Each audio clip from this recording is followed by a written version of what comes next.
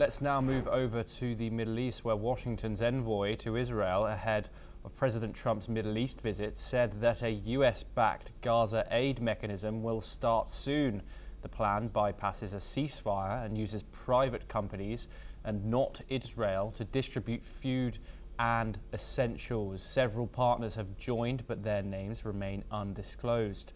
Ambassador Mike Huckabee said non-profit groups will help lead the effort. He stressed the goal is reaching 2 million people despite logistical hurdles. Here's Ambassador Huckabee's full statement. These are going to be involved in providing necessary military security because it is a war zone.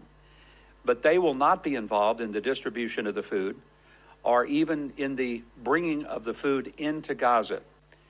There are several partners who have already agreed to be a part of the effort.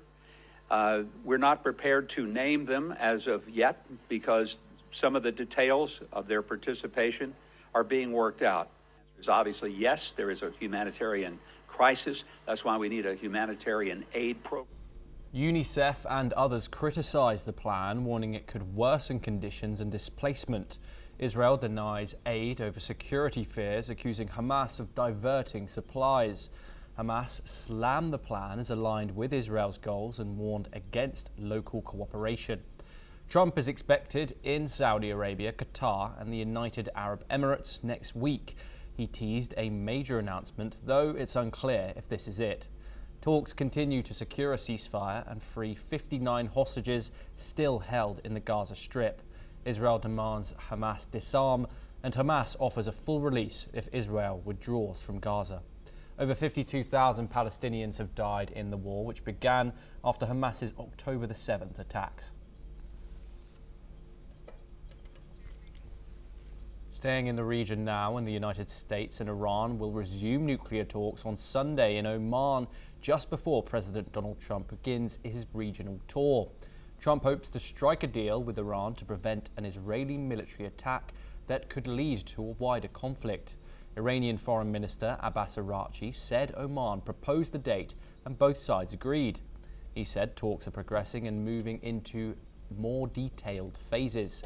Steve Witkoff, Trump's close ally and lead negotiator, will join this fourth round of discussions. A source said both direct and indirect talks are expected. Despite decades of hostility, officials have described a friendly atmosphere in previous rounds. However, key technical issues remain unresolved. US Secretary of State Marco Rubio insists Iran must end all uranium enrichment, even for peaceful purposes. Trump has expressed a preference for diplomacy over force, but said military action remains an option. Trump pulled the US out of the Obama-era deal in his first term, demanding stricter terms. Iran's position has weakened after the fall of Syria's Assad and Israel strikes on Hezbollah and Iranian targets. Despite negotiations, the US continues sanctions, recently targeting a Chinese refinery buying Iranian oil. Let's move over to Africa now, where at least 14 members of the same family were killed in an airstrike on the Abdu Shouk displacement camp in Sudan's Darfur region. A volunteer rescue group reported today the strike allegedly carried out by the paramilitary Rapid Support Forces also left several others wounded. Meanwhile, drone strikes have hit Port Sudan for 6 consecutive days, with the paramilitary Rapid Support Forces blamed for the attacks. Despite air defences intercepting some drones, the city, which has been a safe haven during Sudan's ongoing conflict, has seen significant damage. Key facilities, including the international airport, fuel depot and power station, have been struck.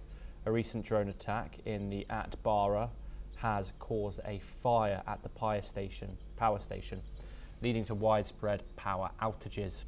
Port Sudan is crucial for humanitarian aid, but these strikes threaten to worsen the already dire situation.